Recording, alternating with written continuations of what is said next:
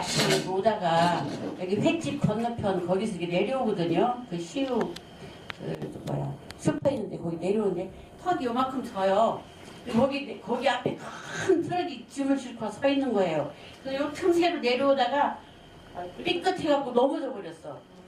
그리고 처음에 일어나지 못하고 막 아파가지고 찔뚝찔뚝 하고 오면서 계속 기도했어요. 피 묻은 손을 주님께서 안수해 주시고 깨끗이 칠해 주시고 원래 좋지 않았던 발목도 완전히 칠해줘서 정상적으로 하나님께 창조하셨던 그 원래의 모습대로 회복시켜달라고 계속 기도했더니 거의 교회 앞에 오니까 통증이 없어지고 시원해진 거예요. 발목이 시원해요. 그래서 깨끗이 나았어요. 여러분들 하늘나라 전화번호 혹시 아세요? 66국에 397. 하나님 전화번호. 제가 우리 목사님 항상 영상을 보여주시는데 저는 좋은 말씀이 카톡에 왔길래 제가 읽어드리려고 그래요. 항상 명랑하고 힘있게 살아가는 한 사람이 있었습니다. 그 비결을 묻자 그는 이렇게 대답했습니다. 나에게는 절망도 좌절도 낙심도 없습니다. 왜냐하면 나는 우리 집 골방에 특별한 전화기를 설치해놨거든요. 앞이 캄캄하고 도대체 뭐가 뭔지 모를 때 모든 것을 가르쳐주실 하나님의 전화번호를 알고 있어요. 이렇게 말한 옆에 있던 한 사람이 하나님의 전화번호가 뭔데요? 저에게도 가르쳐줄 수 있습니까? 하고 물었습니다.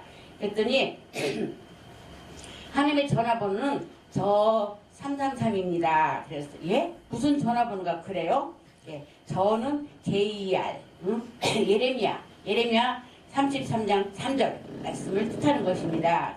저는 어떻게 해야 될지 모르고 막막할 때마다 성경 예레미야 33장 3절을 펼치고 너는 내게 부르짖으라 내가 대답하리라 나는 내가 모르는 큰 비밀을 가르쳐 주리라고 약속하신 하나님의 말씀을 손가락으로 꾹꾹 눌러가면서 하나님께 전화를 해요. 그러면 하나님과 직통으로 연결이 돼요. 그렇게 얘기를 했대요.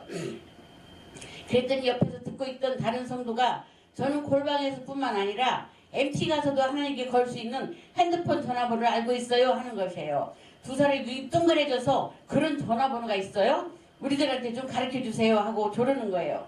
예, 제가 가르쳐 드리죠. MT77입니다. 예?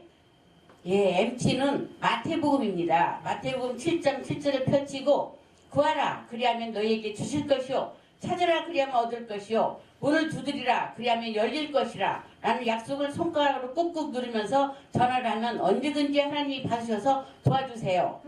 그랬더니 옆에서 듣고 있던 한국 할머니가 저 뭐시기 MT 뭐시기 하는 난 영어를 몰라서 못 알아듣겠어요.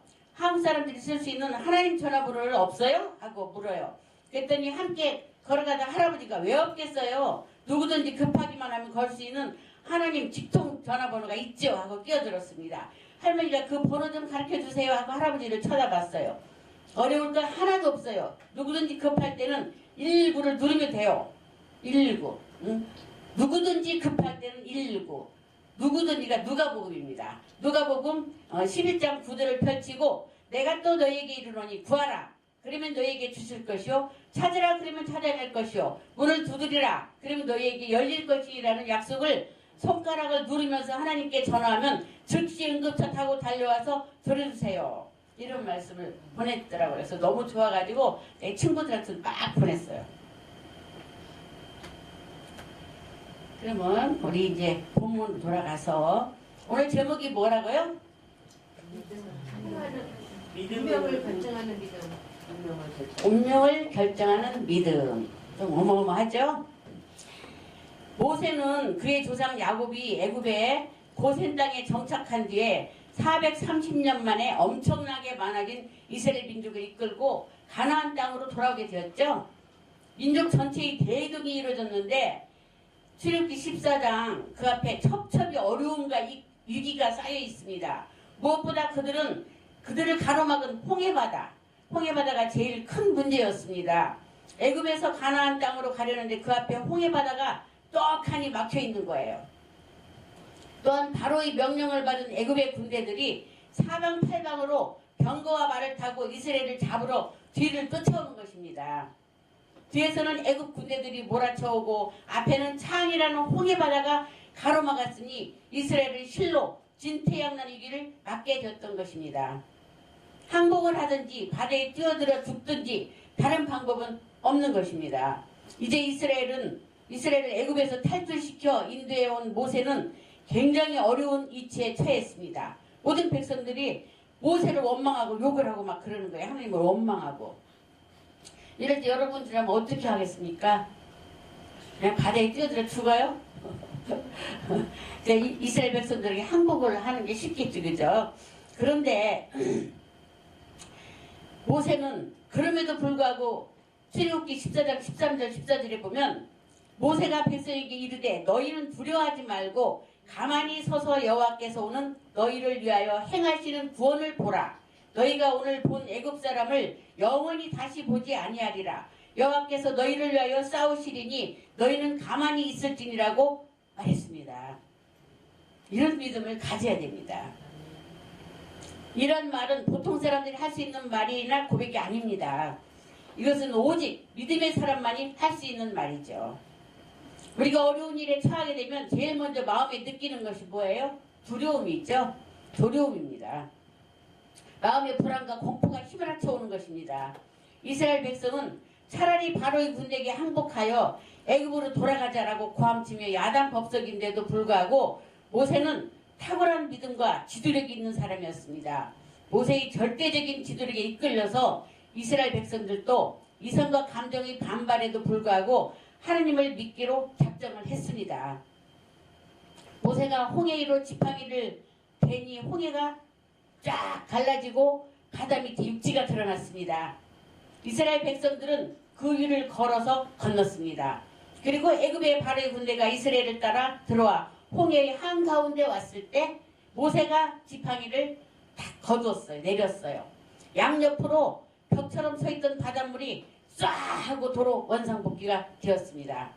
그러니 완전 무장을 하고 칼과 창을 차고 들고 있는 군사들은 마치 돌멩이가 가라앉듯이 꼬르륵꼬르륵하며 가라앉아 버렸습니다. 모세와 이스라엘 백성이 하나님을 신뢰한 결과로 하나님께서 그들을 도와주신 것입니다. 우리도 이 세상에 살면서 이스라엘 백성이 홍해에서 겪은 것과 같은 기적과 체험을 많이 하기를 예수님의 이름으로 소망합니다. 우리에게도 애굽이 있습니다. 우리를 도둑질하고 죽이고 멸망시키는 애굽은 바로 날마다 우리가 살아야 하는 세상살이 그 자체입니다. 이 세상은 마귀가 점령하고 마귀가 우리를 다스리는 애굽입니다. 세상 애굽에는 죄와 허물의 바다가 넘실거리고 질병과 저주와 가난과 배고픔의 바다가 넘실거립니다. 또한 죽어서 지옥으로 가는 영원한 지옥의 바다가 넘실거립니다. 이스라엘 백성들이 건너가야만 살 수 있는 바다가 홍해입니다. 그 바다를 건너야만 젖가꿀이 흐르는 가나안 땅이 나타나는 것입니다. 이처럼 우리의 이 세상살이 한복판을 가로막는 이러한 홍해들을 건너야 됩니다.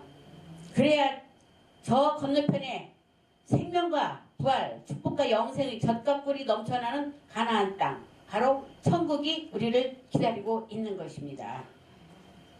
이런 바다를 건너려면 어떻게 해야 할까요?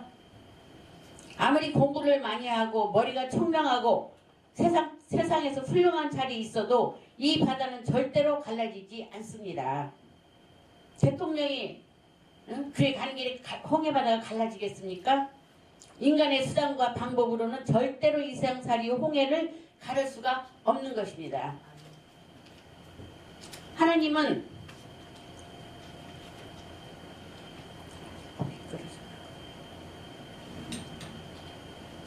하나님은 나의 의인은 믿음으로 말미암아 살리라. 뒤로 물러가면 내 마음이 저를 기뻐하지 아니하리라고 말씀하셨어요. 오직 우리가 하나님을 의지하고 기다리면 삶의 홍해가 갈라집니다.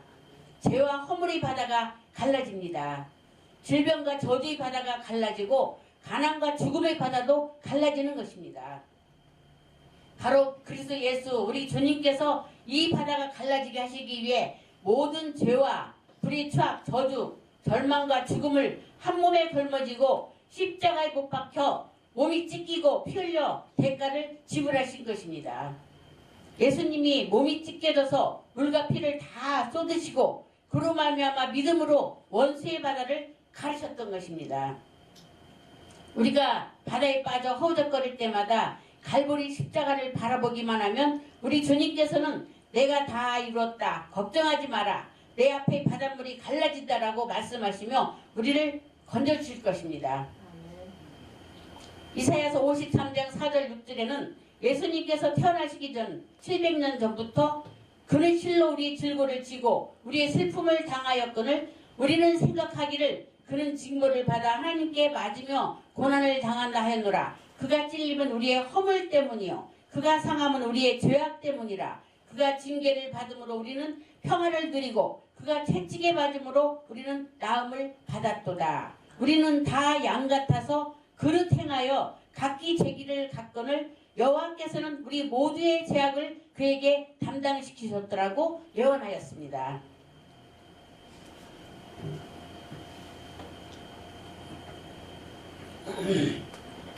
예수님은 우리 때문에 고난당하셨습니다. 이것을 깨닫지 못하는 사람들은 절대로 주님이 주신 놀라운 은혜와 복을 누리지 못할 것입니다. 주님께서는 지금 이 순간에도 십자가에 매달려 고난당한 그 큰 공로를 통해 우리에게 영혼이 잘됨 같이 범사에 잘되며 강건하고 생명을 얻게 풍성하게 얻는 삶을 허락하고 누리게 하십니다.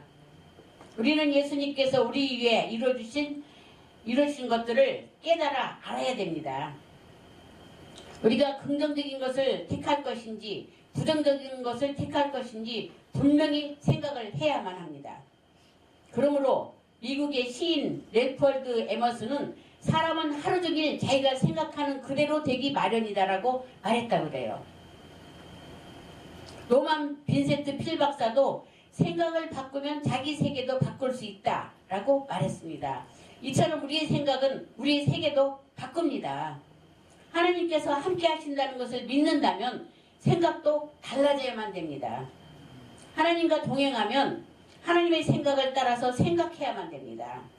그렇게 믿음으로 생각하면 내 믿음대로 될지어다라는 말씀처럼 우리를 가로막는 어떤 홍해도 결국에는 갈라지고 마는 것입니다. 그래서 무디 목사님은 복을 받지 못하는 데는 이유가 있습니다. 그것은 하나님의 능력이 바닥났기 때문이 아니라 당신의 믿음이 바닥났기 때문인 것입니다 라고 말했습니다. 하나님의 능력은 항상 넘쳐납니다.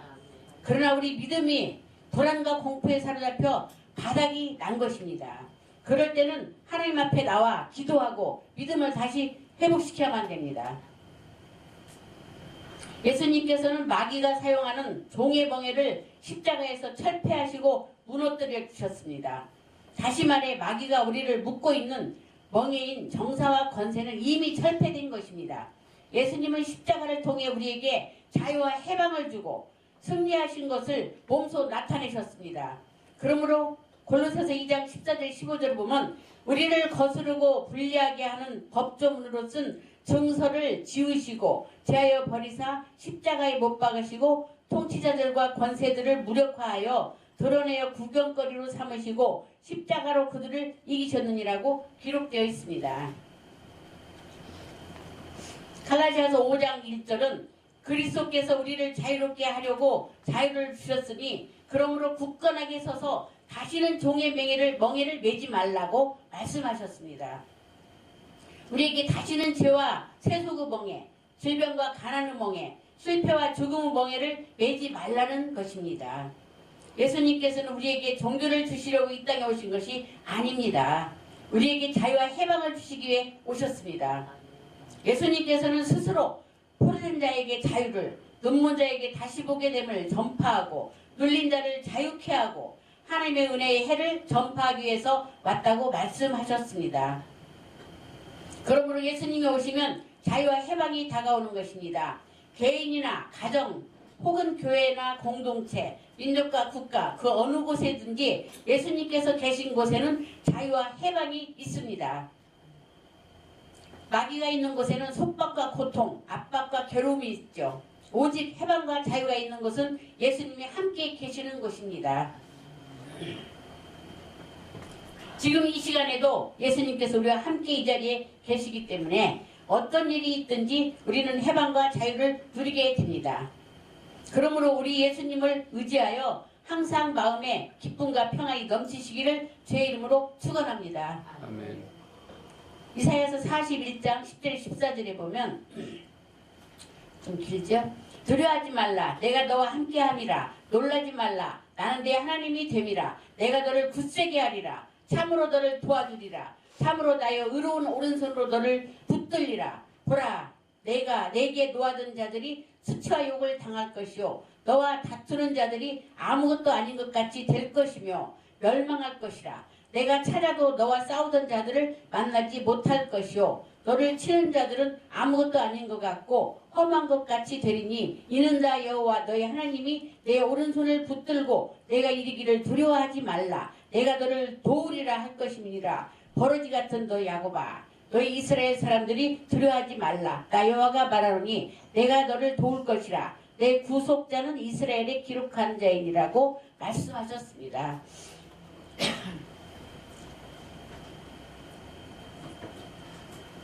하나님께서는 우리와 같이 계신 것을 깨달으면 두려워하거나 놀라지 않게 되며 하나님께 모든 것을 맡기고 감사하면 주님께서 우리를 도와주셔서 우리가 승리의 삶을 살게 되는 것입니다.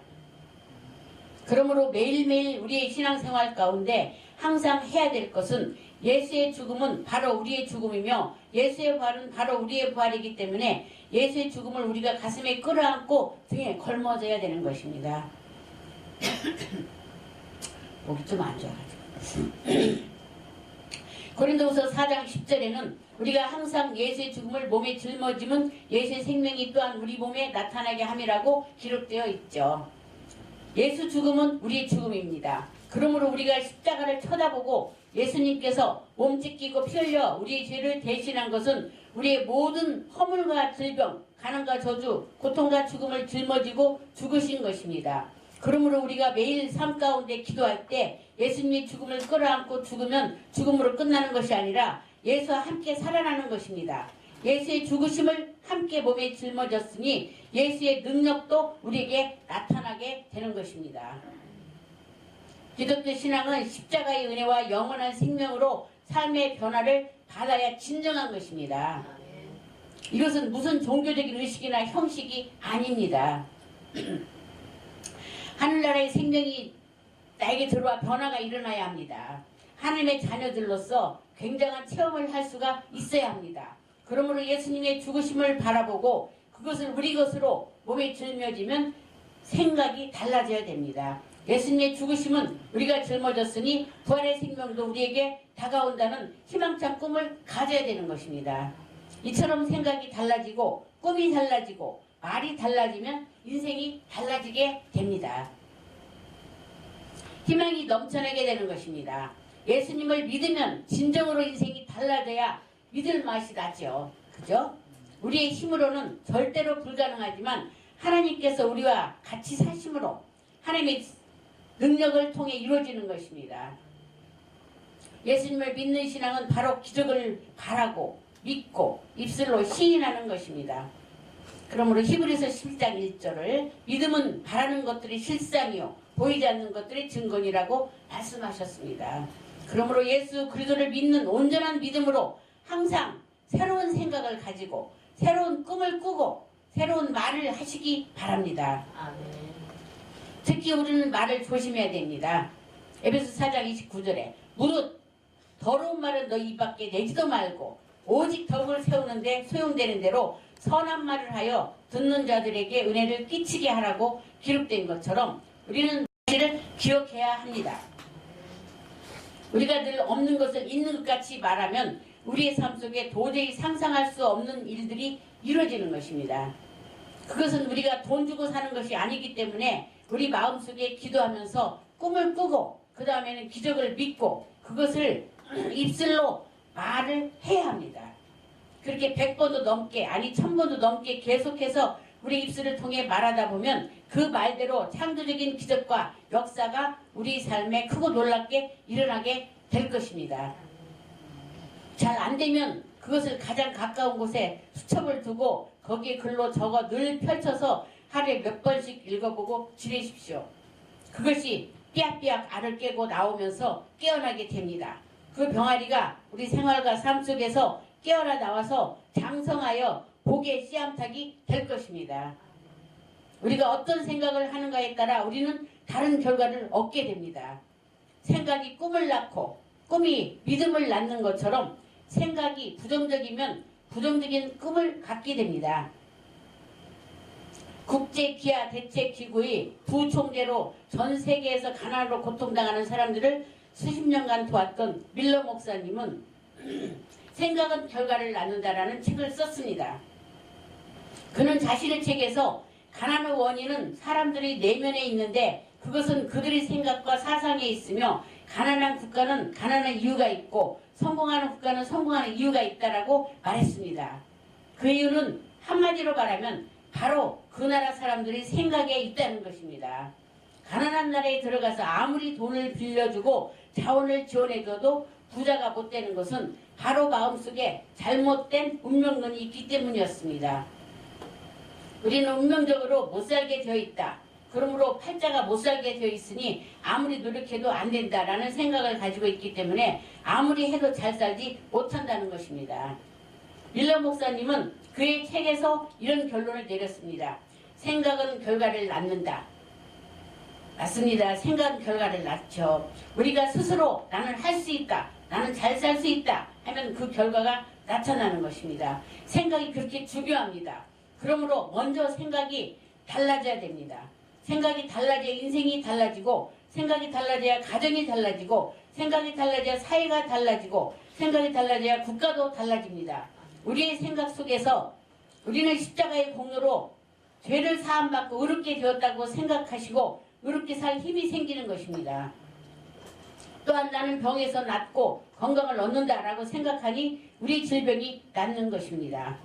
제가 아까 다리 다쳤다고 그랬죠? 그래서 요즘에 이 발목이 시끌시끌 한 번씩 했거든요. 그래서 그것까지 완전히 치료해 주셔서 감사드립니다. 그렇게 기도를 했어요. 그리고 나는 저주와 가난에서 벗어나고 복을 받는다라고 생각하니 정말로 잘 살게 되는 것입니다. 이제 무슨 일을 하든지 어떤 곳에 가든지 나는 잘 된다라고 생각하십시오. 그러면 그 생각이 결과를 낳아 잘 될 것입니다. 한 일본의 식물학자가 한 나무에 수십 개가 열리는 토마토 나무를 보면서 생각을 달리했습니다. 그는 일단 토마토를 심어놓고 이 토마토 나무에는 열매가 수십 개가 아니라 수백 개가 열린다라고 생각했습니다. 그렇게 실험을 시작한 그 토마토 나무는 많은 식물학자들이 보는 앞에서 수십 개가 열리던 열매가 수백 개 열매가 맺었습니다. 그것이 어떻게 가능했을까요? 그는 토마토 나무를 볼 때마다 그리고 열매가 열릴 때마다 축복을 했습니다. 토마토야 많이 열려라. 주렁주렁 열려라. 수백 개씩 열려라 하고 말입니다. 그렇게 생각을 달리하고 자꾸 말을 해주니 그렇게 많은 토마토가 열린 것입니다. 그러므로 우리는 집안에서든 어디에서든 언제나 부정적인 생각과 말을 하지 말고 긍정적인 생각과 말을 해서 하나님께서 우리를 통해 큰 기적과 역사를 나타내시도록 해야만 됩니다. 우리는 이 세상에 사는 동안 참으로 어려운 일이 많이 있습니다. 물론 우리의 겉사람은 여전히 3차원의 세계에 속해 있습니다. 그러나 예수 그리스도를 온전히 믿은 사람은 이미 성령의 사람으로 변화돼서 4차원의 세계가 그 안에 들어와 있는 것입니다.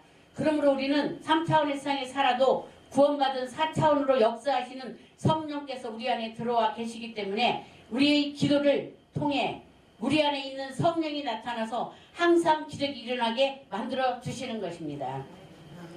그러므로 우리는 보통 사람이 아닙니다. 겉사람이나 육체가 아니고 우리는 육체에서 거듭난 신령한 생명이 들어가 있고 영적인 4차원 능력을 가지고 있습니다. 아멘을 이럴 땐 크게 하세요. 그러므로 영적인 4차원의 능력을 통해 긍정적으로 생각하고 꿈꾸고 믿고 입술로 고백하며 말하면 언제나 하나님의 성령께서 역사하셔서 아름다운 결과를 맺게 됩니다. 저와 여러분들의 삶의 하루하루가 이러한 4차원의 영성으로 향상되고 발전하여 승리하는 삶을 사시기를 주의 이름으로 축원합니다. 기도하겠습니다.